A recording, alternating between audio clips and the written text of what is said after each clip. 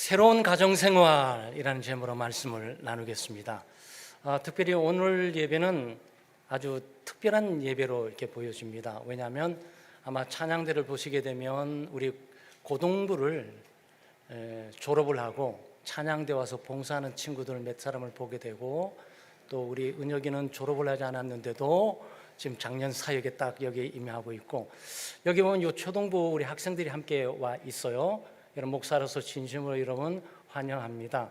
그리고 여러분은 우리 엄마 아빠 할머니 할아버지들이 예배를 이렇게 드리는구나, 예배란 이런 거구나 라고 여러분이 예배를 드리는 법을 배우는 아주 중요한 시간이 되리라고 생각합니다.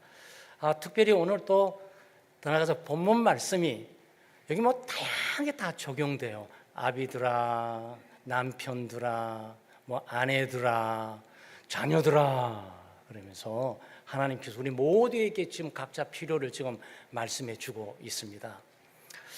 예수 믿는 사람들은 새로운 관계로 살아가는 사람들입니다. 관계란 하나님과의 관계, 사람과의 관계를 제일 먼저 들을 수 있죠. 하나님과의 관계가 발라야 사람과의 관계가 바르게 되는 거고, 또 사람과의 관계에 있어서 제일 먼저 세상에 태어나 맺는 관계가 누구입니까? 부모님과의 관계입니다. 그리고 형제 자매와의 관계이죠. 그리고 소위 엄마, 아빠, 할아버지, 할머니, 그리고 형, 동생, 누나, 오빠, 이 전부 한 가정, 소위 가정을 이루고 있어요. 이 가정도 사람과의 관계, 나와 너와의 관계, 우리와의 관계로 이렇게 맺어져 있는 겁니다. 그래서 예수 믿는 사람들은 새로운 삶을 살아가야 되는데, 새로운 삶을 실천해가는 실천의 장이 제일 먼저 가정입니다. 가정 속에서 남편으로서, 가정 속에서 아내로서, 가정 속에서 아버지로서, 가정 속에서 어머니로서, 가정 속에서 우리 자녀들로서 도대체 어떤 관계를 유지하고 살아가야 되냐? 하나님이 원하는 가정, 하나님이 뜻하는 가정은 어떤 가정일까? 하나님이 원하시는 남편은 어떤 남편이며, 하나님이 원하시는 아내는 어떤 아내이며, 하나님이 원하시는 부모는 어떤 부모이며, 하나님이 원하시는 자녀는 어떤 자녀일까? 이 부분들은 오늘 잘 설명해 주고 있습니다.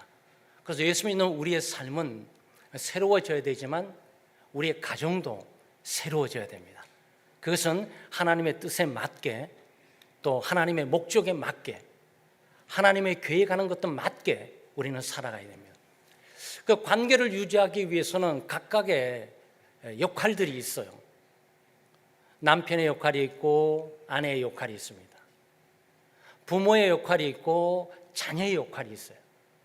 모두가 각자 가정 구성원으로서 그 역할들을 신실하고 충실하게 잘 감당하게 될 때, 그것은 복된 가정이 되는 거고 행복한 가정이 되는 거고 하나님이 원하시고 뜻하는 가정이 되는 거죠.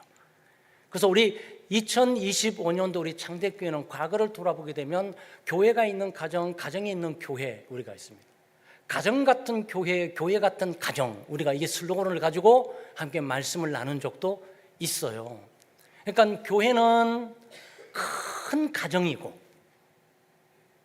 가정은 작은 교회이고, 그래서 우리가 믿음 생활을 가정과 교회를 독립에 떨어뜨려 놓는 것이 아니고 함께 공유하고 살아가야 되는 겁니다.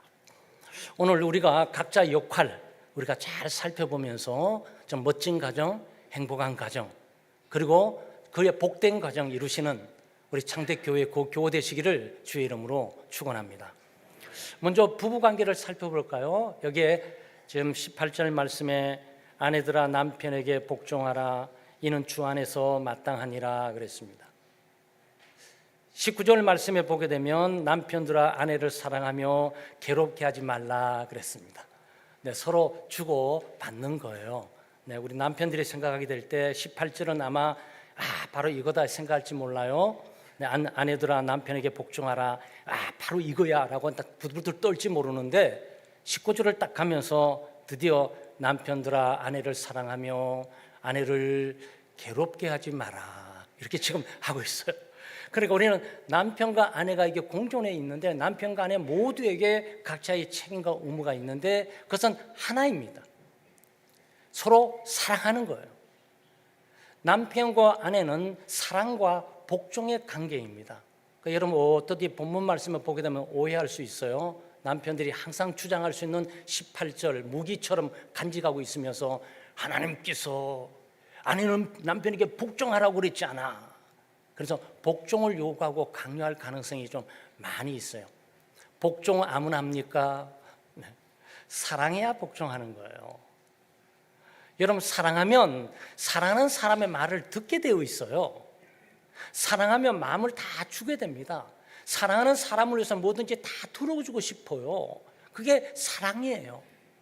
사랑은 희생과 헌신이 자연스럽게 따라오게 되는데 사랑하니까 아내를 사랑하니까 모든 거 다 들어주고 싶은 거예요. 아니 없는 것까지 리스트 찾아가지고 여보 뭐 필요한 거 없어 뭐 이러고 있을 수 있어요.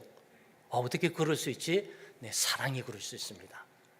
내 사랑은 사람의 마음을 빼앗아가는 거죠.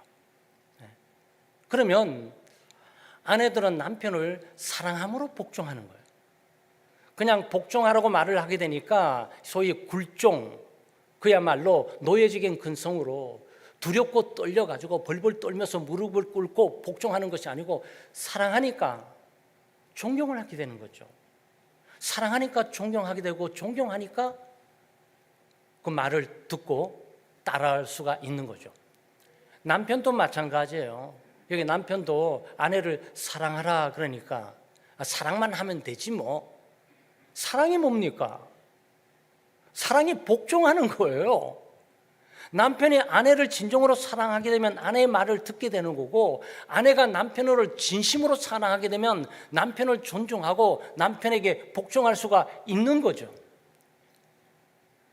그래서 기독교 부부는 서로 사랑과 복종의 관계로 되어 있습니다.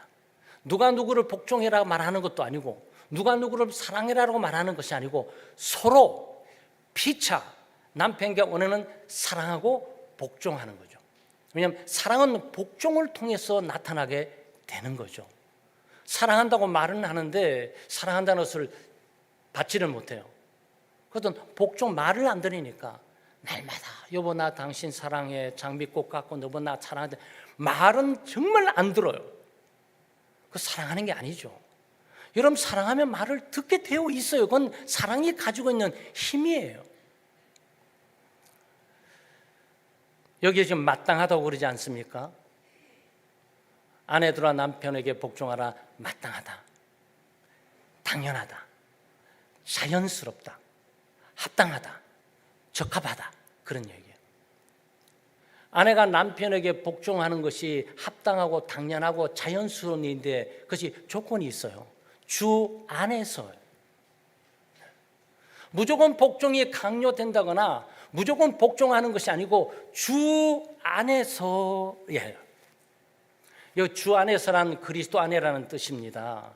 그리스도 안에라는 것은 그리스도를 믿음으로, 그리스도를 근거로, 그리스도를 배경으로, 그리스도를 기초로, 그리스도의 말씀을 따라, 그리스도의 통치와 지배를 따라, 그리스도의 뜻을 따라, 그리스도와 함께 그리스도를 위하여 복종을 하는 거예요. 그러니까 이 복종은 그리스도를 빼면 성립이 되지가 않아요. 그리스도에게 복종하듯이 남편에게 복종을 하는 거죠. 그건 그리스도께서 남편을 사랑하라 그러니까 남편을 사랑함으로 복종하라고 그러니까 남편의 외모 조건 관계없이 하나님께서 남편을 사랑하고 복종하라고 하니까 하나님의 말씀을 듣고 복종하고 사랑하는 거죠. 사랑하고 복종하는 거. 남편도 마찬가지죠. 아내의 외모적인 조건이 문제가 아니라 아내라는 조건 때문에 하나님 아내를 어떻게 할까요? 아내를 사랑하고 아내에게 복종해. 네, 알았습니다 라고 하는 거죠. 그러니까 하나님의 말씀이 말을 하니까 하나님께서 요구하고 하나님께서 원하시니까 하나님의 원하는 뜻을 따라서 남편을 사랑하고 복종하는 거고 아내를 사랑하고 복종하는 거죠. 이게 기독교인의 새로운 가정이에요. 예수를 믿지 않는 가정은 절대로 이런 가정을 이룰 수가 없고 이런 가정이 성립될 수가 없어요.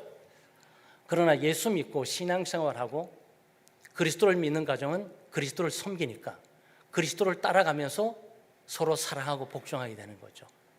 그러니까 관계는 멀리 떨어져 있지 않습니까? 그래서 종종 여러분과 제가 함께 나누지만 삼각형을 이렇게 보시게 되면 삼각형 저 꼭대기에는 하나님이 계세요. 그리고 이쪽에는 남편이 있어요. 이쪽에는 아내가 있습니다.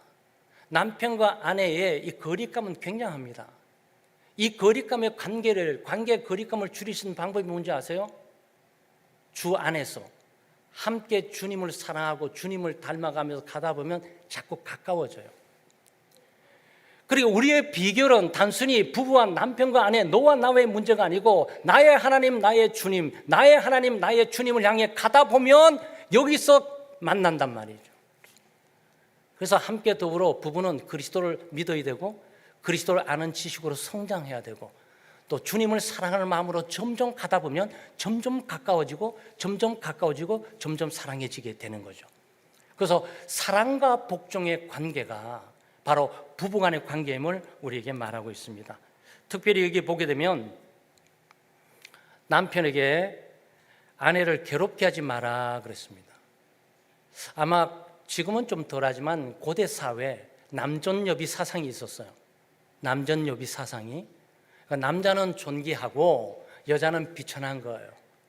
그래서 남자가 존귀하니까 남자는 대접받고 여자는 대접받지 못해요. 그리고 여자는 옛날엔 물건으로 여겼어요. 이 고대 사회, 지금 있는 바울 사도가 골로새 교인들에게 이 편지를 떠드는 이 상황 속에서도 그런 것이라고요. 이것은 곧바로 힘이 있는 자, 육체적으로 건강하고 남자로 힘 있고 사회적인 신분 지위가 있고 경제력이 있는 이 사람이 아내를 괴롭힐 수 있는 가능성이 굉장히 크다라는 거죠. 아마 이 당시도 그랬을 가능성이 굉장히 많습니다.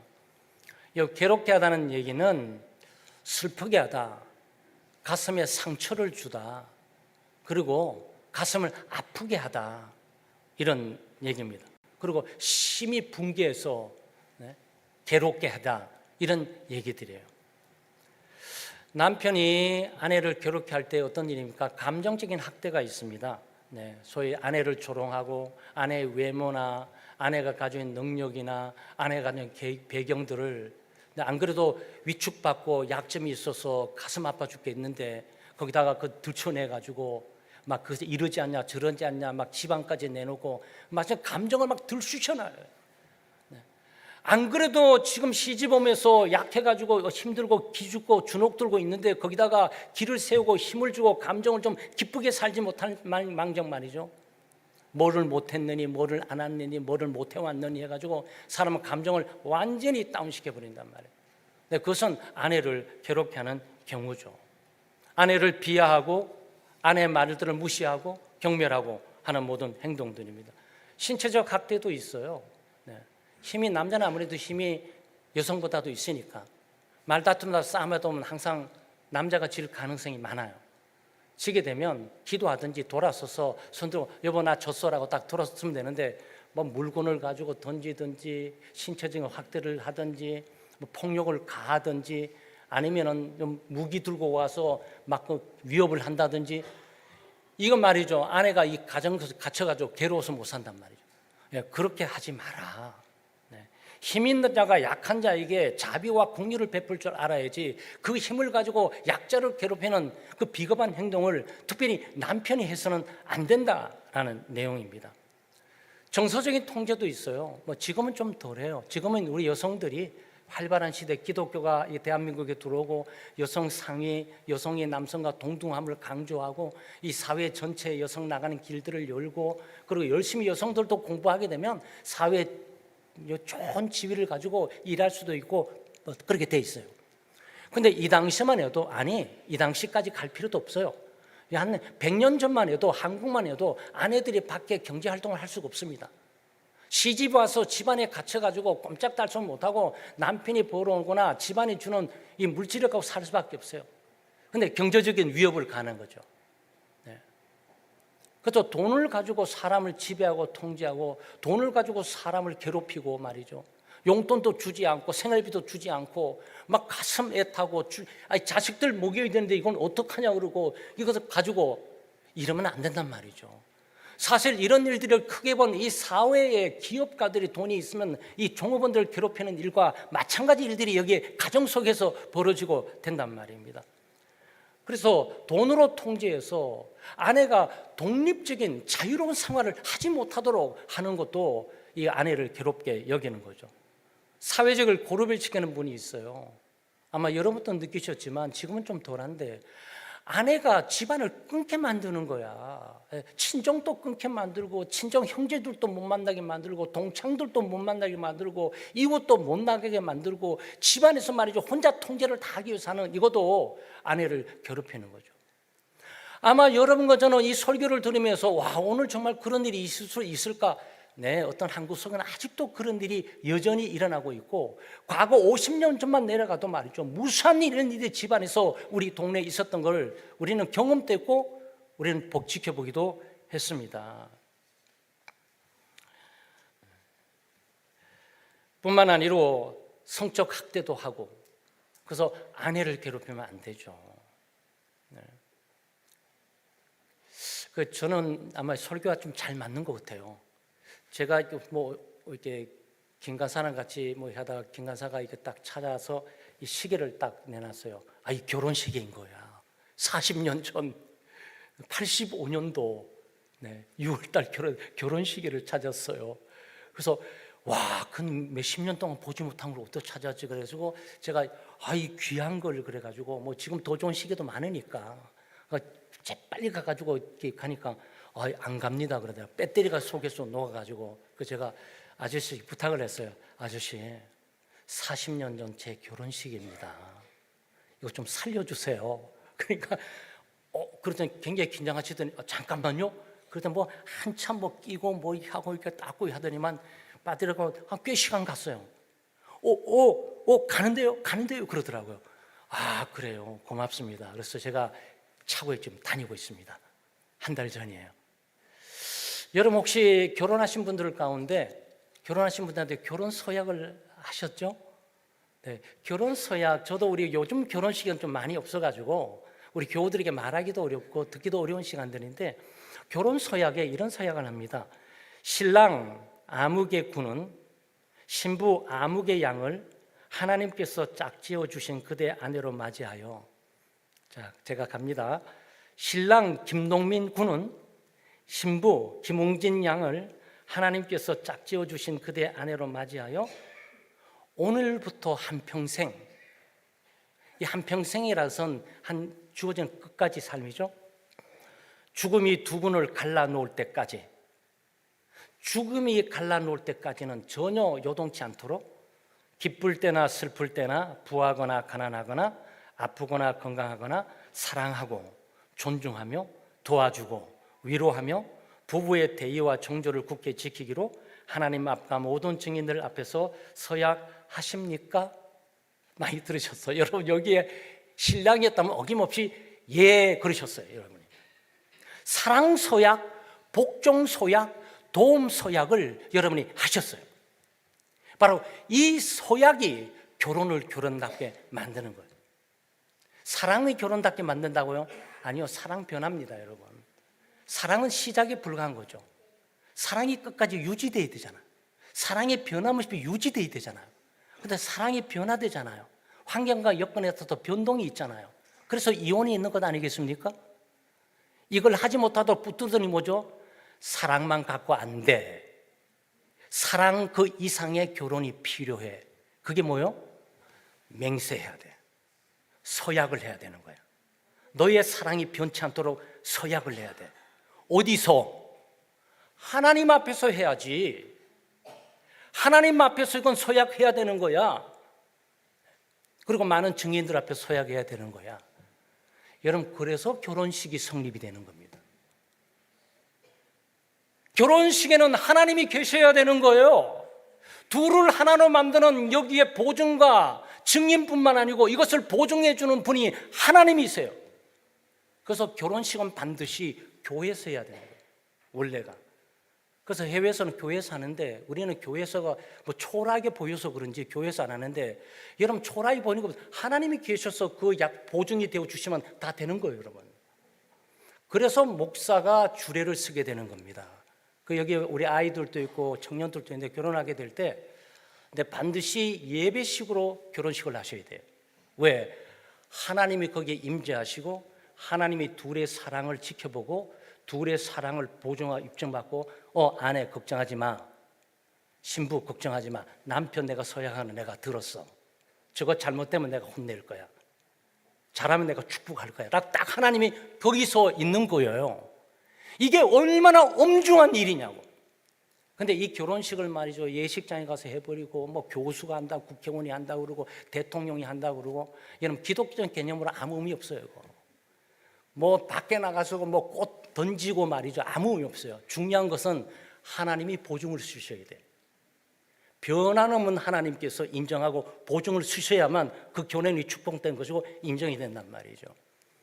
그래서 서약이 하는 겁니다. 안 그러면 뭘 서약하고 결혼식 복잡하게 하십니까? 너 나 사랑해, 나 사랑해, 둘이 살면 되지. 근데 결혼은 그렇게 되는 것이 아니에요. 여러분과 저희들은 어쨌든 어디서 했든 이 서약을 하나님 앞에 했단 말이죠. 사랑 식었습니까? 이 서약을 붙으셔야 돼. 이 서약을 이게 축복의 마지막 키예요, 여러분. 사랑 식을 수 있어요. 감정 식을 수 있어요. 또 등돌라 쓸 수 있어요. 그렇지만 서약을 보면서 나 약속 지켜야 돼. 하나님 앞에 했던 맹세였지. 그래서 우리는 사랑과 복종의 관계를 끝까지 가지고 가는 겁니다. 두 번째는 자녀들은 부모에게 순종해야 됩니다. 이게 좀 자녀들이 잘 오신 것 같아요. 난 집에서 엄마 아빠하고 형하고 누나하고 오빠하고 나는 어떤 관계를 맺어야 되지? 순종의 관계입니다. 순종의 관계예요. 이 순종의 관계는 권위에 대한 복종을 말하고 있는 거예요. 여러분, 권위란 무엇입니까? 권위란 특정한 지위나 역할을 가진 사람이 다른 사람에게 미치는 영향이에요. 특정한 지위나 역할을 가지고 있는 사람이 다른 사람에게 영향을 끼쳐서 그 사람이 어떤 일을 결정하고 선택하고 행하도록 이끄는 거예요. 제가 만약 부장님이면 사원 불러서 이사원 내일 중으로 이것 좀 처리하지? 잘 처리해줘. 이게 권위예요. 이게 권위예요. 이 권위가 무시되면 어떡하는 거죠? 국가 질서, 사회 질서, 가정 질서, 학교 질서 다 깨지는 거지. 여러분, 권위는 나쁜 것이 아니에요. 이 권위는 인정하고 존중하면서 권위에 합당한 예우뿐만 아니고 권위에 걸맞게 우리가 대해 살아가는 법을 배워야 돼요. 물론 권위자는 남용해서는 안 되죠. 하나님이 주신 권위 이상을 남용하거나 오용한다면 하나님께서 그를 심판하실 거죠. 그런데 가정의 권위자는 도대체 누구냐고. 가정에도 두세 사람 이름 두 사람 이상이 있잖아요. 아빠 있고 엄마 있고 형 있고 나 있고, 아니면 아빠 엄마 둘만 있고 나 있고, 이 세 사람이 있어도 누가 여기서 대장이지? 누가 이걸 결정하면서 선택하고 판단해야 되는 거지? 최종 권위자는 도대체 누구야? 반드시 여기에 대해서 물음이 있어야 되는데, 그럴 때 가정 속에선 아버지다, 그리고 자녀 양육에 있어서 아버지 어머니다 라고 말하는 거죠. 그러니까 자녀들은 가정에서 부모에게 순종하는 법을 배워야 돼요. 부모에게 순종함으로 하나님께 순종하는 거죠. 우리 자녀들이 하나님 사랑합니다, 예수를 믿고 하나님 사랑하고 하나님의 뜻대로 살고 싶어요. 하나님의 뜻이 뭡니까? 가정에서 내 어머니를, 내 부모를 공경하라는 것이죠. 가정에서 내 부모를 공경하라. 하나님이 언제 무슨 A 대학 들어가라, B 대학 들어가라 언제 말씀하셨습니까? 하나님이 언제 너는 벤츠 타고 다녀야 되고 너는 집을 60평 사야 되고 너는 수영장 있는 집을 살아야 돼 언제 말씀하셨습니까? 말씀한 적 없어요. 그건 아무 관계가 없는 거예요. 근데 분명하게 얘기하는 것은 가정 속의 자녀들에게 내 부모를 공경하라, 그리고 부모에게 순종해야 될 것이야. 그러면 자녀들이 또 말을 하겠죠. 우리 부모는 순종하고 싶은 권위가 없어 보여요. 지식도 많이 없고요, 멋지게 생기지도 않았고요, 사회 신분 지위도 없고요, 돈도 많이 없어요. 하나님께 물어보면 하나님이 뭐라고 말하죠? 그래도 내 부모를 공경하라, 이 말씀이에요. 그러니까 기독교 자녀들은 가정에서도 하나님의 말씀을 따라서 순종함으로 부모에게 순종하는 거죠. 하나님께서 부모를 순종하고 공경하라고 하는 것은 하나님이 나에게 말씀하셨기 때문에 내가 하는 것이지 순종하고 공경할 만한 뭔가 있어서 하는 것이 아니란 말이죠. 그게 있으면 또 좋은 거고, 그게 없어도 부모, 어머니, 아버지라는 입장의 사회 가운데 부모의 고난에 대해서 순종하고 부모의 권위를 인정하고 존중하고 하는 거죠. 그러니까 결국 자녀도 부모를 사랑해야 되는 거죠. 자녀도 부모님을 사랑하고 엄마를 사랑하고 아빠를 사랑하고 엄마 아빠를 사랑하니까 엄마 아빠가 얘기하는 것들을 듣고 싶고 또 듣고 그렇게 되는 거란 말이죠. 네, 이것이 새로운 가정이에요. 하나님이 원하는 가정. 뭐 거기에 그 자녀가 그 부모님이 얼마나 사회 신분 지위가 높은지, 얼마나 용돈을 많이 주는지, 얼마나 지갑에 카드가 빛나고 있는지 이거는 묻지를 않아요. 너 엄마 아빠야? 너는 공경해. 그리고 너는 순종해. 왜? 내가 엄마 아빠를 너에게 세운 거야. 여러분, 권위에 순종하는 법을 배운다는 것은 굉장히 소중합니다. 민주 시민, 참된 기독교인뿐만 아니고 민주 시민으로 가져야 될 기본적인 자질이 권한과 권위에 대한 존중이에요. 학교에 가면 교장 선생님이 있고 학교에 가면 선생님이 있으면 선생님과 학교한 선생님에 대한 것들에 대한 존중함이 있어야 하죠. 사회생활이에요. 직장 가게 되면 말단으로 들어가게 되면 분명히 뭐 여러 계급이 위에 쭉 있어요. 선배들은 쭉 있어요. 이 사람은 어떻게 대해야 되는 겁니까? 이 사람이 순종함으로 복종함으로 대한다는 얘기예요. 이거는 굴종을 말하고 있는 것 아니에요. 비겁하다는 말을 하는 것이 아닙니다. 이 질서, 고난들을 존중하면서 그 고난에 대해서 말하는 거죠. 여러분, 사실 이런 부분들은 깡패 세계에서도 나타날 수 있어요. 어떤 측면에서 사람들, 배운 사람들이 깡패보다 못한 사람들이 많아요. 여러분, 이렇게 말씀드리면 여러분 영상 떠오르실 수 있을 거예요. 예? 부하들이 쿠데타를 일으켜서 두목을 딱 치게 될 때 형님 죄송합니다 딱 하고 그리고 때리잖아요. 그렇지만 일반 사람들에게는 그 위에 칠 때 그렇게 하지 않습니다. 막 전부 무시해버리고 막 하는 거죠. 근데 깡패 세계도 말이죠. 예의 도덕이 있어요. 그 사람들도. 형님 죄송합니다. 제가 앞으로 대장이 될 겁니다 하고 좀 몇 대 맞으셔야 되겠습니다. 이러고 시작하잖아요. 너 아무것도 아닌데 뭐 너는 뭐 내가 볼 때 아무것도 아니어서 이렇게 무시하고 업신여기서 막 하는 겁니까? 아니잖아요. 근데 그게 고난과 권위에 대한 존중함에 대한 의미를 갖고 있는 거예요. 왜냐하면 자기가 그 자리에 가게 될 때 그 대우를 받아야 될 자리란 말이죠. 이런 부분들은 가정에서 배우는 거예요. 근데 여러분 잘 보세요.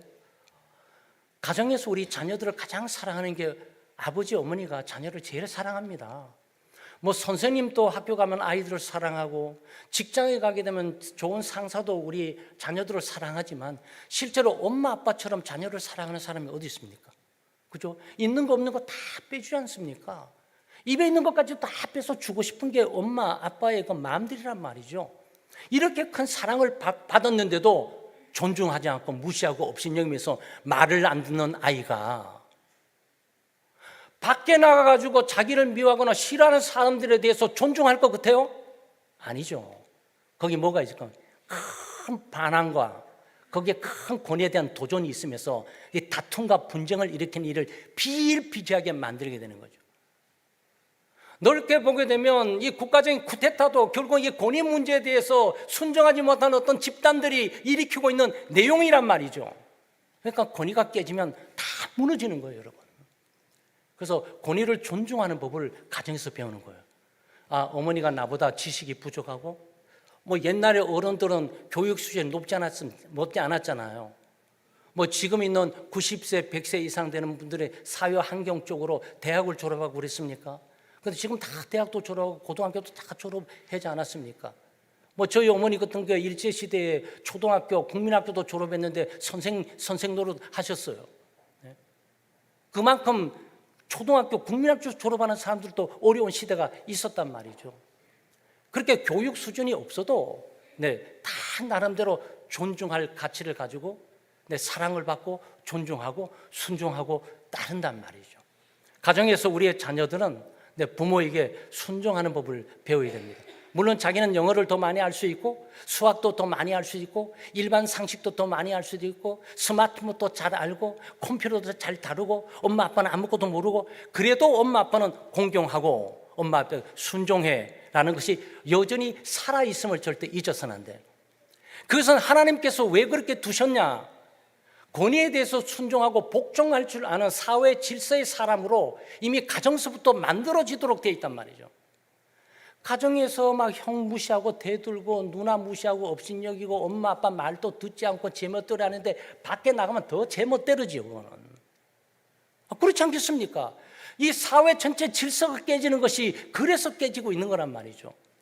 이런 부분은 가정에서부터 기독교 가정인 새로운 기독교 가정이야말로 대한민국에 나갈 길이고 그리고 우리 사회에 건전하게 세울 수 있는 길임을 우리가 깊이 인식할 필요가 있습니다. 마지막으로 부모는 자녀를 하나님의 자녀로 잘 양육해야 됩니다. 21절 말씀에 아비들아 자녀를 노엽게 하지 말라 그랬습니다. 노엽게 하지 말라, 화내게 하지 말라라고 짤막하게 와 있는데 에베소서 6장 4절 말씀에는 또 아비들아 너희 자녀를 노엽게 하지 말고 뒤에 또 붙어 있어요. 오직 주의 교훈과 훈계로 양육하라라고 소극적인 측면과 긍정적인 측면 이것들이 또 확대되고 있습니다. 그러니까 노엽게 하지 말라 이걸로 끝나는 것이 아니고 더 나아가서 주님의 훈계와 교훈으로 양육해라. 부모의 역할인 거죠. 가정의 부모의 역할이 여러분 볼 때 오해하지 마세요. 수학, 영어, 과학을 가르치도록 부모가 있는 것이 아니고 하나님의 말씀의 뜻이 무엇인지를 가르치는 것이 이 부모님의 가지고 있는 역할이라고. 가정에서 이거 잊어버리면 여러분 가정 다 무너지고 깨어지는 거예요. 교회의 미래 비전과 꿈도 여기서부터 출발하는 거예요. 그러니까 뭡니까? 우리 지난번에 말씀하지 않았습니까? 말씀으로 충만하라고. 왜?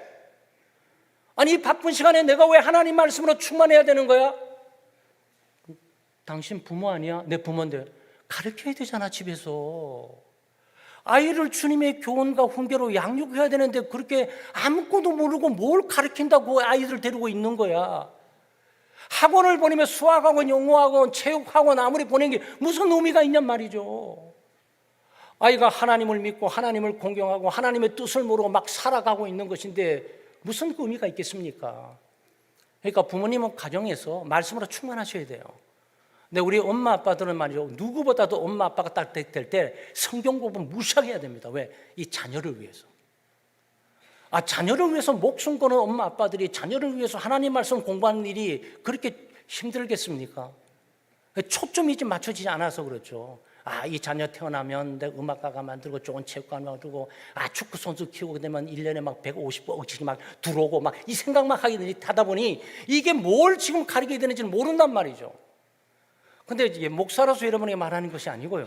오늘 주님께서 분명히 말씀하는 가정은 새로운 가정이 되는데 이 가정은 부모님이 말씀으로 충만하고 이 말씀으로 자녀를 양육하고 훈계하고 가르치는 주력적인 사역을 가정 속에서 이루어진다는 거예요. 그래서 우리 창대교회가 여러분 쉽지 않습니다. 이게 변화의 물결을 가는 게 쉽지 않는데 저는 간절한 소망을 갖는다면 창대교회 교우들, 특별히 청년뿐만 아니고 우리 중고등학생들도 미래 비전이 이런 멋진 가정, 바로 오늘 주어지는 이런 가정 만드는 일들을 위해서 정말 준비되어 갔으면 얼마나 놀라운 일이 생길까. 자녀를 노엽게 하지 말라 그러는데 노엽게 하지 말라는 거는 화내게 하지 말라, 분개하도록 하지 말라 이런 뜻이거든요. 이들은 타당한 이유 없이, 타당하거나 적당한 이유 없이 자녀의 감정들을 긁어서 괴롭게 만들지 말라, 그런 얘기입니다. 혼내지 말라는 게 아니에요. 혼은 내야지. 혼내야 되잖아요. 아이가 미숙하니까 미숙한 것을 극복해 나가기 위해서 충고도 해야 되고 책망도 해야 되고 잔소리도 해야 되고 따끔하게 해야 되고 안 되면 벌을 세워야 되고 잘못한 일이 있으면 좋다고 넘어갈 것이 아니고 분명히 와서 뭘 잘못했는지 이것들이 자기 입으로 뭘 잘못해 시인하도록 하고 또 거기다가 벌을 얼마나 때렸으면 좋겠는지 뭘 받았으면 좋겠는지를 협상을 하셔야 돼요. 아니 세상에 죄를 짓는 사람 죄를 추궁하는 것도 말이죠. 함부로 막 정죄하지 않고 판사 있고 검사 있고 변호사 있고 말이죠. 네? 이렇게 막 대변인들 이렇게 있으면서 얼마나 치열하게 왔다 갔다 하고 있냐고. 죄냐 죄가 아니냐 죄가 죄가 아니냐. 그리고 막 1, 2년 3, 4, 5년 지나고 난 다음에 4개월 뛰는 거죠. 하물며 우리의 자녀들에 대해서 문제를 가지고 지적하고 하게 될 때는 이것을 엄중하게 다뤄야 된단 말이죠. 뭐가 문제지? 무엇이 잘못됐지? 동기가 뭐였던 거지? 왜 그런 행동을 하게 되는 거지? 그 일에 대해서 대가는 뭐지? 그러면 얼마 정도 할게? 뭘로 벌 받을래? 손바닥 맞을래요? 아 그래? 그럼 몇 대 정도 맞으면 될 것 같아? 5대요. 5대면 충분하겠어? 그럼 최소 부모님들이 그 정도 되면요 한 3대로 깎아줍니다. 거의. 그래 5대 맞아 마땅하지만 이 아빠가 오늘 보니 자비를 베풀어서 네가 깨달으라고 3대만 딱 할게. 손 내밀어. 딱딱딱. 정확하잖아요. 컴플레인 할 것도 없고 가슴 아파하고 괴로워할 필요도 없어요. 자기가 원했고 자기가 기대했고 자기가 바라던 건데 딱 가진 거야. 벌을 받으면서 이렇게 좋을 수가 없어. 너무 감사하죠. 그런데 얘기도 들어보지 않고 상황들에 대해서 고려하지도 않고 그 아이에게 그건 잘못했다고 말을 하기 시작하면 상처를 받는단 말이죠. 네. 과도하게 통제하지 말아야 됩니다. 아이들이 내 것처럼 내 소유처럼 막 과도하게 통제하게 되면 아이들이 자율권이 없어지고 의사권도 없어지고 그냥 아이들이 그냥 마음속에 끙끙 앓으면서 괴로워할 수밖에 없는 거죠. 네. 불공정한 대우도 해서는 안 돼요. 부당한 대우해서도 안 되고 그래도 한 명 있는 가정은 좀 덜한 것 같아요. 한 명 있는 가정은 뭐 기준이 없어. 얘만 맞추면 되는 거죠. 2명, 3명 있게 되면 상황이 달라지잖아. 편애라는 게 있잖아요. 와, 나 시험 들었어. 아, 화나 죽겠어. 너 왜 그래? 형, 엄마 아빠가 나도 그럴 수 있어. 너 저번에 시험 문제 잘못 쳐서 그렇잖아. 아, 그때는 대가를 받아 혼났었잖아. 혼났으면 됐지. 꼭 음식 선물 주는데 이렇게 이런 식으로 차별해도 되겠어? 여러분 많이 경험하셨죠? 근데 저희들도 사형제 가운데 크면서 많이 경험했던 내용들이에요. 그 엄마 아빠들은 가볍게 얘기하는데 우리는 마음속에 꽁 생긴다고. 왜냐하면 부당하다. 지난번에 혼나고 시험 잘못 쳐가 부당하고 그렇게 혼나고 구박받고 손 들고 지금 1시간 서 있었는데 성탄이라고 선물 주는 데까지 이렇게 차별할 줄이야. 와 이게 오래 가는 거야. 이런 생각이 아이들이지만 가지고 있어요. 그런 것을 아주 세밀하게 공정하게 대우해야 되고 공평하게 대우를 해야 되고 잘못해야 될 어떤 잘못해야 하는 크기 작기도 나눠서 잘 하셔야 돼. 그럼 엄마 아빠 노릇하는 게 힘들어요. 여기 앞으로 이제 세대들이 아이를 가는 그 엄마 아빠 되는 거 쉽지 않아요. 그는 판사도 돼야 되고요, 검사도 돼야 되고요, 그 변호사도 돼야 되고요. 아주 뭐 여러 가지 인물이 돼서 그 장소에 있어야 된단 말이죠. 너무 과도한 기대를 했어도 안 됩니다. 과도한 너무 기대를 하게 되면 부모님도 실망하고 아이도 실망해요.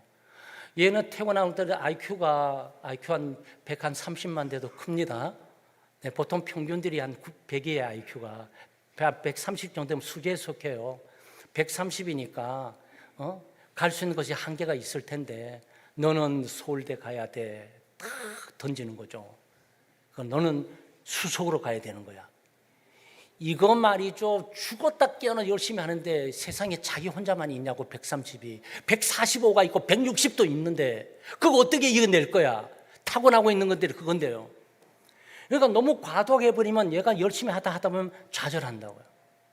넌 그것도 못해. 넌 그것도 못해. 네가 머리가 얼마나 좋고 엄마 아빠가 얼마나 열심히 공부해서 잘했는데 네가 그렇게 하고 있어. 학원 돈 보내고 모든 걸 다 뒷받침했는데 왜 그러고 있는 거야. 알았어요. 해볼게요. 해도 안 되는 것도 가겠어. 왜? 160이 있는데. IQ 160이 저기 있는 거예요. 이게 마운틴 비욘드 마운틴하고 산 위에 산이 있어요. 우리 아들만 우리 딸만 제일이 아니에요. 점점 부모들이 착각할 때가 있는데 아들을 딸을 놓게 되면 얘가 천재인 줄 알고 착각을 많이 하는데 절대 그러시면 안 돼요. 천재는 저절로 주변이 알아보게 돼 있는 거지만 주변은 전혀 모르고 갸우뚱하고 있는데 자기만 천재라고 계속 그러면 굉장히 심각한 착각을 일으킵니다. 그래서 교육의 착각이 일어나면서 이 기대 이상의 것도 요구를 하기 시작하면서 좌절로 절망으로 이끈다고. 그러지 말자고요. 또 그래서도 안 되고 우리가 그렇게 한다 그래가지고 자식들이 내 소유가 되고 그 자식이 그렇게 온전히 커나갈 수 있고 그런 건 아니에요. 하나님의 자녀를 맡겨줬으니까 최선을 다해서 부모로서 케어하고, 하지만은 자녀에게 마음이 상하지 않고 실망하거나 좌절하지 않고 도와주는 거죠. 의사소통의 부재도 마찬가지고 대화를 자주 하고 해야 되는데 무슨 일이 일어난지 잘 모르고 대화하지 않고 있으면 마음만 끙끙 앓고 집에 와 있으면 마음 둘 곳이 없어요, 아이가. 여러분, 그럼 어떻게 되겠습니까? 우리 자녀를 잃어버려요. 집에 와서 엄마한테 마음 터놓고 얘기하는 친구가 돼야 되고, 아버지한테 자식이 아들이 마음 터놓고 친구가 되면서 아빠 이러저러 그래서 아우 너무 시끄러워 공부하지 그랬더니 아빠 얘기 좀 해요. 그래 뭐 이런 사이가 돼야 되는데 집에 오면 말이 없어. 막 그냥 조용해. 토요일날 또 밥 먹는 시간도 없어. 뭐 바쁘대나 뭐 전부. 여러분, 그러면 안 됩니다. 밥 먹고 난 이후에 간단한 좋아하는 차들이나 좋아하는 게임이나 같이 하면서 식사도 나누고 대화도 나누고 교제를 하면서 학교에 있었던 일들이나 어떤 어려운 일들이나 또 힘겨운 친구들이나 또 괴롭히는 선배들이나 그런 친구들이 있었구나. 그 아빠 있는 경우는 그렇게 극복했고 실패와 패배들을 함께 나누면서 이런 소통이 있어야 되죠. 소통이 전혀 없으면 아이들이 집에 오면 혼자 있으면 형도 동생도 없으면 어떡합니까? 엄마 얘기도 얘기 못하고 아빠 얘기 못하고 밖에 나와서 자기 말 들으는 친구에게 얘기하러 가지 않겠어요? 그 친구가 좋은 친구 같으면 좋은 길로 인도함을 받겠지만 나쁜 친구 같으면 필경 나쁜 방향으로 그 마음이 갈 수밖에 없게 되는 거죠. 그럼 아들 잃어버리고 자식 잃어버리는 거예요. 자식 농사 제대로 못 지면 그렇게 열심히 애쓰고 돌보고 노력하고 하는 것들이 무슨 의미가 있냐고요. 자식 하나 잘 되라고 우리 모두가 애를 쓰고 노력하고 있는데 감성적 학대를 해서도 안 되고 정신적으로 말이죠. 감성적으로 너는 못해, 너는 안 돼, 너는 할 수 없어, 네가 한다고? 이건 말이죠. 뭐 인정받기 위해서 뭐 제스처라도 써보는데 전혀 그건 알아주지 못하고 그렇게 툭툭 던져버리면 내 감정들이 마저 그대로 무산되면서 상처가 생긴단 말이에요. 그럼 어떻게 하는 거? 화만 장도 남아요. 화만 장도 나면 어떤 막 가는 친구들은 부모에게 대들면서 집안 뒤엎어버리고, 뭐 여기는 권위는 다 무지 땅에 떨어지고 무너져 버린 거죠. 집 재산들 훔쳐가가지고 어디 달아나버리고, 그것도 안 되면 엄마 아빠한테 말을 못하고 꽁하고 다 밖에 나가서 자기보다 약한 동생이나 친구 잡아다고 골목에서 두드리고 패는 거죠. 왜? 화가 나서 견딜 수가 없으니까. 이 가정에서 이 억울함과 이 답답함을 알아주는 것이 없는데 도대체 어디 가서 이것을 풀겠냔 말이죠. 이게 사회 문제예요. 이게 여러분과 제가 왜 사회가 이 모양 이 꼴이지 계속 얘기하는 원천지가 여기인 거예요.